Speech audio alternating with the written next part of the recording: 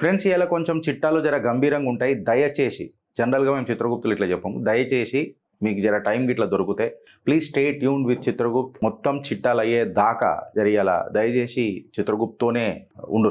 రక్షణ కలిపియలేని రాజకీయాలు. మీరు చూడుండ్రి ఏం మాట్లాడుతున్నామో ఇలా చిత్రగుప్తులు. రక్షణ కలిపియలేని రాజకీయాలు ఊపిరి పోగొట్టుకుంటున్న మన మన ధర్మరక్షకులు, మన గౌ రక్షకులు. కరెక్టా కదా ఫ్రెండ్స్ నేను ఇది చెప్పింది? ఇవాళ రక్షణ గౌరక్షకులకు ఉన్నదా? గోసేవ చేసేటోడికి ఏమన్నా రక్షణ ఉన్నదా? గోమాత అని చెప్పి మనం ప్రతిసారి మాట్లాడుకుంటాం, కరెక్టే. కాకపోతే ఈ ధర్మరక్షకులకు ఏది ఆశించకుండా ఏదైతే పనిచేస్తారో చూడు, ఈ గౌరక్షకులకు ఏమన్నా రక్షణ ఉన్నదా అనంటే ఈ రాజకీయాలు వాళ్ళని వాడుకున్నాయి తప్ప, వాళ్ళు చేసిన త్యాగాన్ని ఉపయోగించుకున్నాయి తప్ప, వాళ్ళు చేస్తున్న తపస్సును తాకట్టు పెట్టినాయి తప్ప ఈ రాజకీయాలు వాళ్లకు రక్షణ కలిగించినాయా అనంటే ఒక పెద్ద క్వశ్చన్ మార్క్. అసలు ఫస్ట్ ఆఫ్ ఆల్ ఈ గోహత్య ఎందుకు అవుతున్నది? ఆ కాడికి వస్తే ఈ బీఫ్ అననే ముచ్చట ఏంది అని చెప్పి మాట్లాడితే, ఇవాళ భారతదేశమే ఒక ప్రపంచ దేశాలలో 4వ ఎక్స్పోర్ట్ దేశం ఫర్ ది బీఫ్ అని చెప్పి మాట్లాడితే మీరు అర్థం చేసుకుంటారా? అయితే ఇక్కడ పలు సినారియోస్ ఉన్నాయి. Whether it may be direct డేటాలకే పోదాం ఫ్రెండ్స్. డేటాలకు పోతే ఇలా మీకు ఒకటి రెడ్ మీట్ మాన్యువల్ అని దొరుకుతుంది ఫ్రెండ్స్. రెడ్ మీట్ మాన్యువల్ అని చెప్పి దొరుకుతుంది. అక్కడ ఏమని ఆ రెడ్ మీట్ మాన్యువల్లో మీకు ఏమని రాస్తారంటే, buffalo meat produced in India has become popular year after year due to its merits of quality. India ranks first in production of buffalo meat with share of 42.6%. Buffalo meat ఏదైతే ఉందో year and year దాని క్వాలిటీకి భారతదేశం బాగా famous అయిందంట. దాని share ఎంత ఉన్నది రా భయ్ అని చెప్పి ఆలోచిస్తే 42.6% ఉన్నదనట. ఇది ఇలా కేవలం ముస్లింలకే పరిమితం కాలే ఈ దందా. సాక్షాత్తు దేశ ప్రధాని నరేంద్ర దామోదర్ దాస్ మోదీ గారు కూడా ఇది ప్రస్తావించింది. ఇందులో ఈ బిజినెస్లలో అగర్వాల్స్ ఉన్నారు, ఈ బిజినెస్లలో జైన్స్ ఉన్నారు, ఈ బిజినెస్లలో హిందువులు కూడా ఉన్నారు. సో ఇది కేవలం ఇప్పుడు ఈ బిజినెస్ అనేది ఒక మతపరంగా మనం ఆలోచించి పెద్దగా చేయాల్సింది కాదు. అయితే ఈ పశువులను ఎందుకు చంపుతున్నారు? గోహత్య ఎందుకు అవుతున్నది? అందులో ఆవులను ఎందుకు తెస్తున్నారు? ఆ కాడికి వస్తే దూడలను ఎందుకు తీసుకోబోతున్నారు? ఆ కాడికి వస్తే ఎద్దులను ఎందుకు తీసుకోబోతున్నారు? ఆ కాడికి వస్తే దున్నపోతులను ఎందుకు కోస్తున్నారు? బర్రెలను ఎందుకు కోస్తున్నారు? ఇవన్నిటి మీద ఇలా చర్చ జరగాలన్నా వద్దా ఫ్రెండ్స్? ఖచ్చితంగా జరగాల. ఎంతసేపు మనుషుల రాజకీయాలే కాదు, ఈ భూమి ఆ జటాధారుణ్ణి పశుపతినాథ్ అని కూడా అంటారు. హక్కు లేదా వాటికి మాట్లాడాలా వద్దా? మీ కమెంట్ రూపంలో నాకు ఒకసారి చెప్పండి. ఇవాళ భారతదేశం మనం పొద్దుగాల లేవంగానే సౌంపిని సాంప్రదాయాన్ని లెక్క మాట్లాడతాం కదా. సో ఆ కాడికి మాట్లాడితే భారత్ ఆల్మోస్ట్ 14 lakh tonsతో బీఫ్ ఎక్స్పోర్ట్లకి ఇట్లా మాట్లాడితే 14 lakh tonsతో almost 4th country in the world stand అవుతుంది. ఇవాళ కంప్లీట్గా ఈ యానిమల్స్ని ఎందుకు చంపుతున్నారు రాబోయ్ అని చెప్పి మాట్లాడితే ఇవాళ అవి ఇచ్చే పాలే వాటికి ఇవాళ శత్రువు అయినాయా అని చెప్తే ఇవాళ విశ్లేషకారులు ఆర్ టు దట్ మ్యాటర్ ఎవరైతే ఇవి అనాలిసిస్ చేస్తారో వాళ్ళందరూ చెప్తున్నారు. ఇన్ఫ్యాక్ట్ ఇవాళ మనం చెప్పాలని అంటే భారతదేశాన్ని ఒక 3 భాగాలుగా డివైడ్ చేశారు. ఎట్లా అంటే ఒకటేమో కొన్ని రాష్ట్రాలలో కంప్లీట్గా గోహత్య అనేది బ్యాన్ అయి ఉన్నది. కొన్ని రాష్ట్రాలలోనేమో బుల్లక్ వాటిని అలౌ చేస్తారు విత్ ఎ సర్టిఫికెట్తో. కౌస్లాటర్ బ్యాన్ ఉంటుంది ఈ రాష్ట్రంలలో. కాకపోతే దున్నపోతులు, ఎద్దులు ఎక్సెట్రా బర్రెలు వీళ్ళని మాత్రం ఖచ్చితంగా ఒక సర్టిఫికెట్ తీసుకొని వీటిని చంపొచ్చు. మళ్ళా కొన్ని రాష్ట్రాలలోనైతే మీరు గౌమాతను తీసుకోండి, ఎద్దుని తీసుకోండి, ఆ కాడికి వస్తే బుల్లక్ని తీసుకోండి లేదా బర్రెలను తీసుకోండి, ఇవన్నిటిని చంపొచ్చు సర్టిఫికెట్. ఇట్లా భారతదేశంలో 3 భాగాలుగా. ఇప్పుడు మళ్ళా చట్టం అని అన్నప్పుడు ఓడయ్యకు చుట్టం అని చెప్పి ఎందుకు నడవదు అని చెప్పి ఇలా నేను కేంద్ర ప్రభుత్వాన్ని నిలదీస్తున్నాను. ఆప్షన్స్ రాష్ట్రాలకు ఎందుకు ఇవ్వాలా అని నేను ఇవాళ అడుగుతున్నా. నేను ఎందుకు అడుగుతా ఈ ప్రశ్నలకు అని అన్నిటికంటే ఇలా సమాధానం చెప్పాల్సింది ఎవరు? మీ కమెంట్ రూపంలో చెప్పు. దీని మీద డీటెయిల్డ్ చర్చ జరగాలి. ఇప్పుడు రేపో ఎల్లుండో బక్రీద్ వస్తుంది, ఆనాడు మళ్ళీ గౌరక్షకులకు రక్షణ ఉండదు. వాడాడ నిలబడతాడు, గోమాతను కాపాడుకోనికే వాడు నిలబడతాడు, వాని ప్రాణానికి రక్షణ ఉండదు. దాని మీద డీటెయిల్ అనాలిసిస్ నడుస్తుంది. ఎస్ గిరీష్, నువ్వు కొంచెం మాట్లాడితే నీ దాంట్లో ఎమోషన్ ఉంటుంది. నాకు ఒక అన్న చెప్పిండు నా వాట్సాప్లో. నేను రిక్వెస్ట్ ఏం చేస్తున్నా అన్న అంటే, ఇది గిరీష్ ఇట్లనే ఉంటాడు, చిత్రగుప్తి ఇది ఇట్లనే ఉంటుంది, ఎమోషన్ ఉన్నది మాకు, మేమేం చేయాలి ఇప్పుడు మళ్ళీ? సో అసలు ఈ గోహత్య ఆర్ టు దట్ మ్యాటర్ బర్రెలను ఎందుకు చంపుతున్నారు అని అంటే వాడు ఇచ్చే పాలే వాటికి శత్రువులైన ఇవ్వాలి. అది పాలిచ్చేటప్పటిదాకా దాన్ని పెంచి పోషిస్తున్నారు. తర్వాత పాలు ఇవ్వడం బంద్ చేసింది అని అంటే కేల్ ఖతం దుకాణం బంద్. అండ్ మోర్ ఓవర్ ఇప్పుడు ఆవు ఏదైనా ఎద్దుకు జన్మనిచ్చింది అనుకో, ఆ ఎద్దును చంపాడు దొప్పుతారు. సపోజ్ బర్రెలు దున్నపోతుకు అవి కన్నదనుకో దున్నపోతుని చంపేస్తారు. అలా కావాల్సింది ఏంటంటే బర్రె లేకపోతే ఆవు. ఈ ఆవు ఆర్ టు దట్ మ్యాటర్ బర్రె. ఫర్ ఎగ్జాంపుల్ ఒక మెట్రిక్స్ అనాలైసిస్ చేసిరు నార్త్ ఇండియాలో, ఉత్తర భారతదేశం. సపోజ్ ఫర్ ఎగ్జాంపుల్ ఒక ఆవు కానీ ఒక బర్రె కానీ దానికి 2,000 రూపాయల ఖర్చు అవుతున్నది నెలకు అని అంటే అది ఇచ్చే పాలు మనోడు 20,000కి అమ్ముకుంటున్నాడు. సపోజ్ దానికి ఒక బిడ్డనో దూడనో ఏదో పుట్టిందంటే దాని ఖర్చు ఒక 1,000 రూపాయలు అని అనుకుందాం. అంటే 3,000 రూపాయల ఖర్చుకు మనోడికి 20,000 రూపాయలు వస్తే నెట్ ప్రాఫిట్ 17,000 రూపాయలు వచ్చింది. సడన్ గా మళ్ళీ ఇంకొక పిల్ల పుట్టింది అనుకో, అది దూడ అయింది అనుకో, మనోడికి ఖర్చు కదా 1,000 రూపాయల ఖర్చు కదా.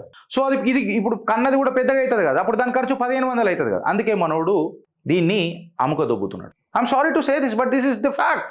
ఇన్ఫ్యాక్ట్ ఏందనంటే ఈ సర్టిఫికేట్లు 3 రాష్ట్రాలలో 3 సర్టిఫికేట్లు ఇందిరాబాయి అని చెప్పి మాట్లాడితే, సపోజ్ ఆవు కానీ ఇప్పుడు చూడు థర్డ్ కేటగిరీలా ఆవు కానీ దూడ కానీ ఆటు దట్ మ్యాటర్ బర్రె కానీ ఆ దున్నపోతు కానీ ఏదైనా కానీ ఇది పాలు ఇవ్వడం బంద్ చేస్తే, బ్రీడింగ్ ఏజ్ కంటే ముందు వచ్చేస్తే, ఇగో ఇక్కడ చూడండి ఇదే రెడ్ మాన్యులకైనా నేను డౌన్లోడ్ చేసిన. When the dairy animals are retired from the productive age, అంటే అది కనడం బంద్ చేసినా ఈనడం బంద్ చేసినా ఆర్ టు దట్ మ్యాటర్ పాలు ఇవ్వడం బంద్ చేసిన కంట్రీ కదా పాలు ఇస్తుంది పాపం, ఖతం. ఇక దాన్ని స్లాటర్కి చేసేవచ్చు, ఎందుకంటే ఖర్చు మనిషికి ఎక్కువ కదా.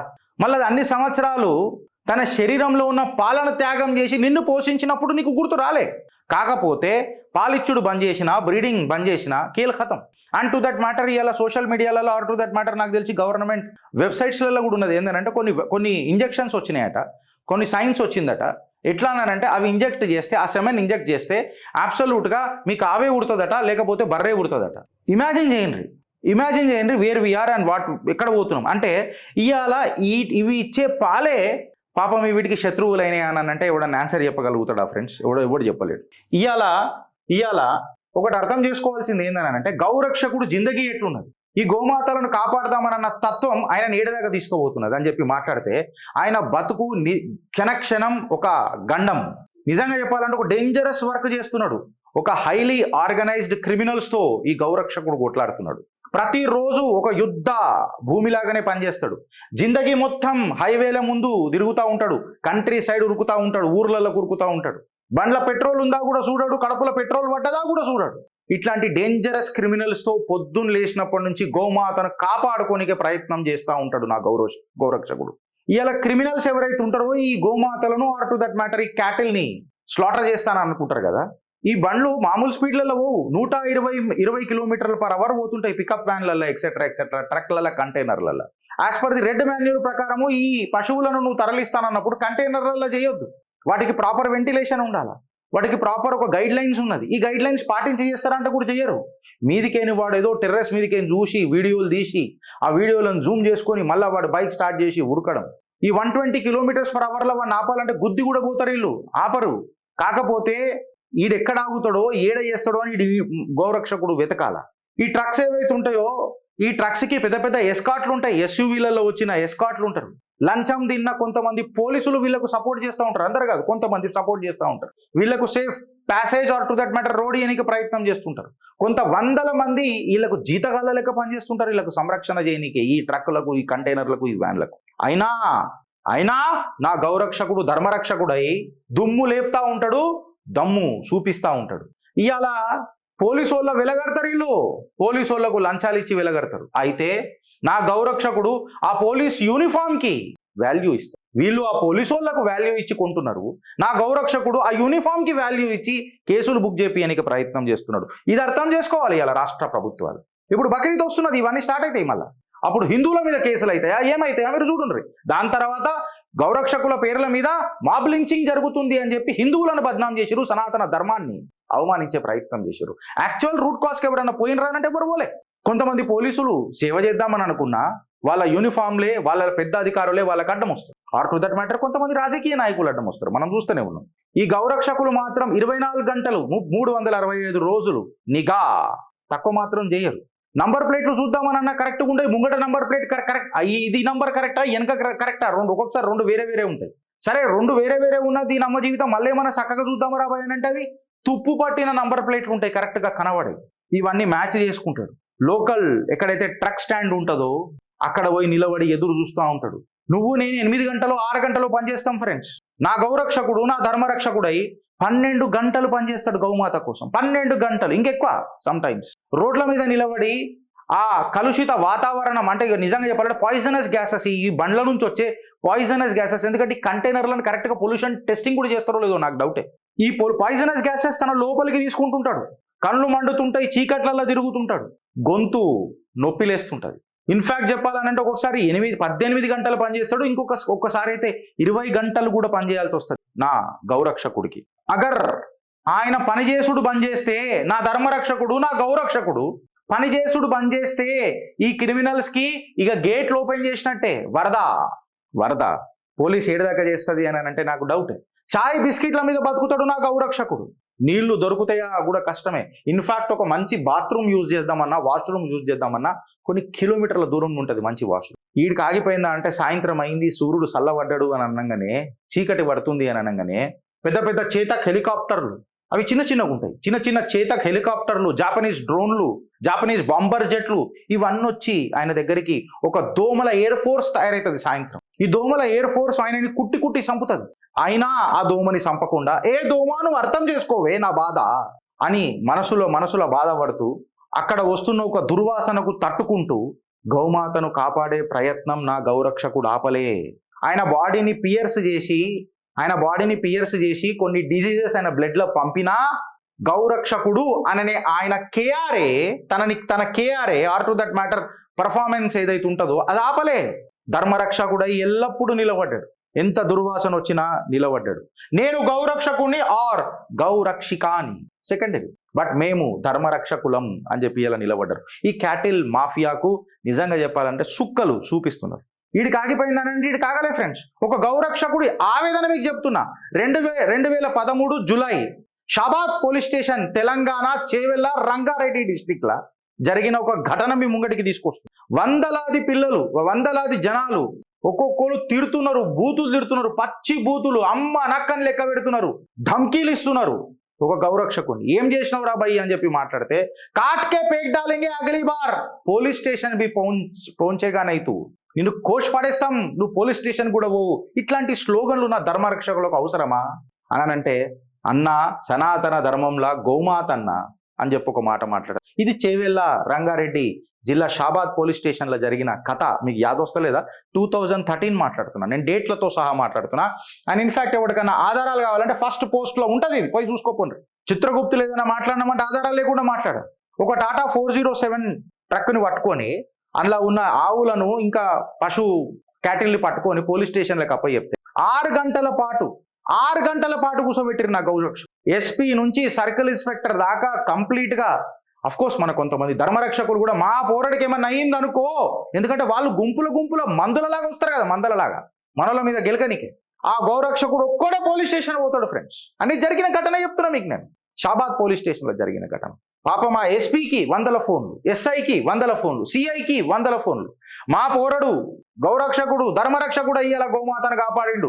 వాడికి ఏమన్నా అయితే వచ్చేటోళ్ళు వస్తుంటారు, ఫోన్లు చేసేటోళ్ళు చేస్తుంటారు. పోలీస్ బలగాలకు కూడా ఎంత ప్రెషరో మీరు చూడండి. పోలీస్ ఎఫ్ఐఆర్ లాడ్జ్ చేస్తుంది. తర్వాత మన గౌరక్షకుడి మీద ఒక దొంగతనం కేసు, డ్రైవర్ దగ్గరికి 50,000 రూపాయల దొంగతనం చేసిండు అన్నది counter blast. And as anticipated ధర్మరక్షణకై నిలబడ్డ ప్రతి ఓడి మీద దాడో, ఆక్రమణ కేసో, ఏదో ఒకటి కౌంటర్ బ్లాస్ట్ కేసు అయితే పడుతుంది. డ్రైవర్ దగ్గర 50,000 రూపాయల తీసుకున్నాడు. అరే అట్లెట్లా సార్ మీరు తీసుకున్నారట, వాడు చెప్తున్నాడు, మీరు రిజిస్టర్ చేసినప్పుడు వాడిని కూడా చేయాలి కదా, లేకపోతే నువ్వు అక్కడ పక్కకు పోయి మాట్లాడుకోపో. కుటుంబాన్ని విడిచిపెట్టి చేతక్ హెలికాప్టర్ల రూపంలో, బాంబర్ రూపంలో వచ్చిన దోమల ఎయిర్ ఫోర్స్ ని తట్టుకొని చాయ్ బిస్కెట్ల మీద బతికి, నీళ్లు లేకుండా బాత్రూమ్ పోవాలంటే కూడా కొన్ని కిలోమీటర్ల దూరం పోవాలా. అసుంటి నేపథ్యంలో ధర్మరక్షకనై నిలబడ్డ గోరక్షకుడికి ఇది అవమానమా లేకపోతే అలంకారమా? నేను మిమ్మల్ని అడుగుతున్నా ఫ్రెండ్. వీడికి ఆగిపోయిందానంటే వీడికి ఆగదు.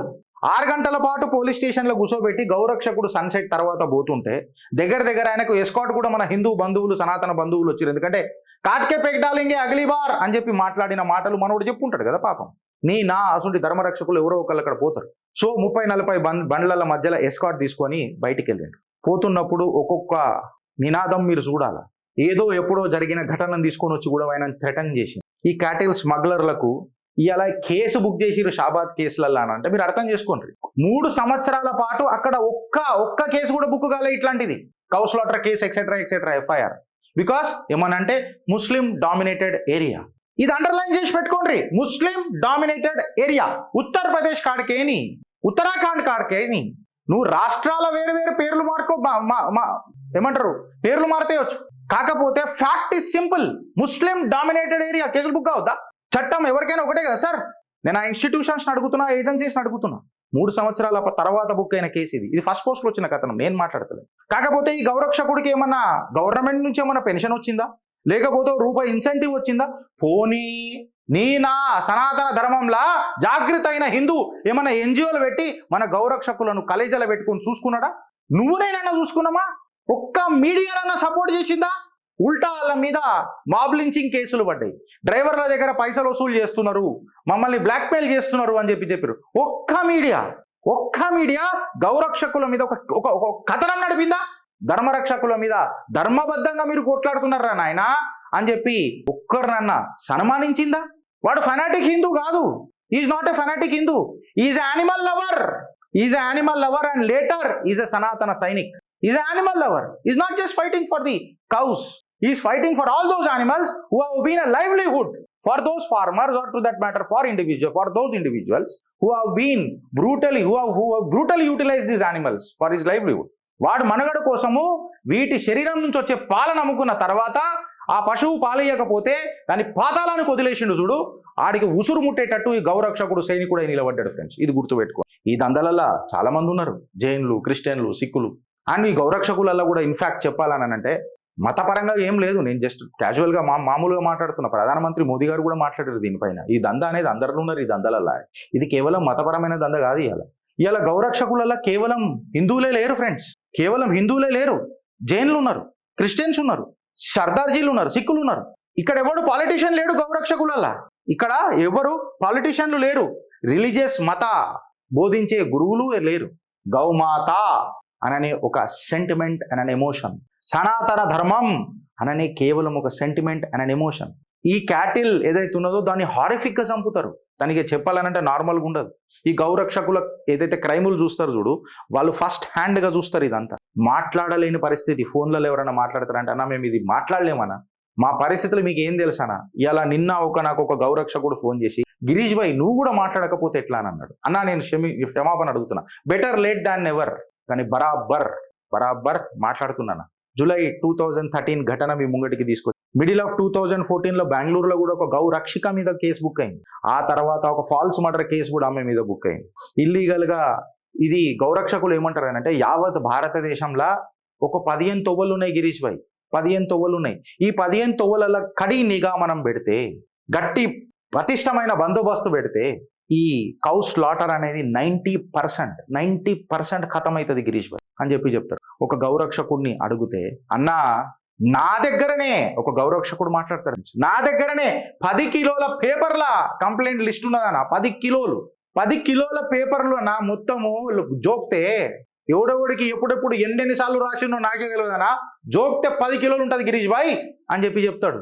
నేను లెటర్ ఇయ్యని జ్యుడిషియరీ డిపార్ట్మెంట్ లేదు, నేను లెటర్ ఇయ్యని డీజీపీ ఆఫీస్ లేదు, నేను ఇయ్యని ఎస్పీ ఆఫీస్ లేదు, డిస్ట్రిక్ట్ మెజిస్ట్రేట్ ఆఫీస్ లేదు, నేను ఇయ్యని చీఫ్ మినిస్టర్లు లేరు, నేను ఇయ్యని లా మినిస్టర్లు లేరు, నేను ఇయ్యని సెక్రటరీలు లేరు, నేను ఇయ్యని రాజకీయ నాయకులు లేరు, నేను ఇయ్యని కార్పొరేటర్లు లేరు, నేను ఇయ్యని కార్యకర్తలు లేరు. 3 సంవత్సరాల గిరీష్ భాయ్ ఓడేం యాక్షన్ తీసుకున్నాడు గిరీష్ భాయ్ అని పెడతాడు. ఇవాళ గర్వంగా చెప్తున్నా ఫ్రెండ్స్, గర్వంగా నేనే 4-5 సార్లు, నాకు 2-3 సార్లు ఫోన్లు కూడా వచ్చినాయి. అక్కడ ఉన్న గౌరక్షకులు నాకు ఫోన్ చేసినప్పుడు, ఫోన్ చేయంగానే పలికిన పేర్లల్లా ఒక 2-3 పేర్లు కనబడతాయి. అందులో మొట్టమొదటి పేరు రాజాసింగ్. అన్నా ఇట్లా అయింది అని అంటే ఇమ్మీడియట్ గా పోలీస్ స్టేషన్ కి ఒక ఫోన్ పోతుంది. आप उनपे ऊपर FIR रजिस्टर करते या मैं आऊं. టైగర్ రాజా మొట్టమొదటి పేరు. గౌరక్షకులకు ఏదైనా ఫోన్ తీసి టక్కున మాట్లాడాలని అంటే వచ్చే పేరు ఏది తెలుసా ఫ్రెండ్స్? రాజా సింగ్. వాళ్ళ చాలా మంది ఉన్నారు, వాళ్ళు కేవలం నట సార్వభౌములు, రాజకీయాలు చేయనీకుంటారు. ఫోన్ తీసి గౌరక్షకులకు దమ్ము, ధైర్యం, గుండె ధైర్యం నింపే ఏకైక మునగాడు రాజా సింగ్. రక్షణ కలిపియని రాజకీయ నాయకులు చాలా మంది పడ్డారు. దోసుక దొబ్బనికే రాజకీయాలకు వస్తున్నారు. లక్షణాలు లేని లక్షల సంపాదన కోసం రాజకీయాలకు వస్తారు. సనాతన ధర్మాన్ని అడ్డం పెట్టుకొని సంకనాకి పియనికే రాజకీయ నాయకులు అవుతారు. సనాతన సైనికుల లెక్క చలామణి అవుతారు. కాకపోతే ఒక ఫోన్ తీసి మాట్లాడితే మూబంద్ కామ్ చాలు టైప్స్, మీకు ఒకరు ఇద్దరు ముగ్గురు మ్యాక్స్. నేను మాట్లాడింది ఏమన్నా తప్ప మీరు చెప్పురి ఫ్రెండ్స్. ఇవాళ 2 గంటలకు ప్రెస్ క్లబ్ల మీకు కుదిరితే గౌరక్షకుల మీద ప్రేమ ఉంటే సనాతన సైనికులను అడుగుతున్నా, అట్లీస్ట్ మీరు ఆఫీసులలో ఉంటారొచ్చు, అందరు రాకపోవచ్చు, దీన్ని డిజిటల్గా నన్ను ప్రమోట్ చేయండి.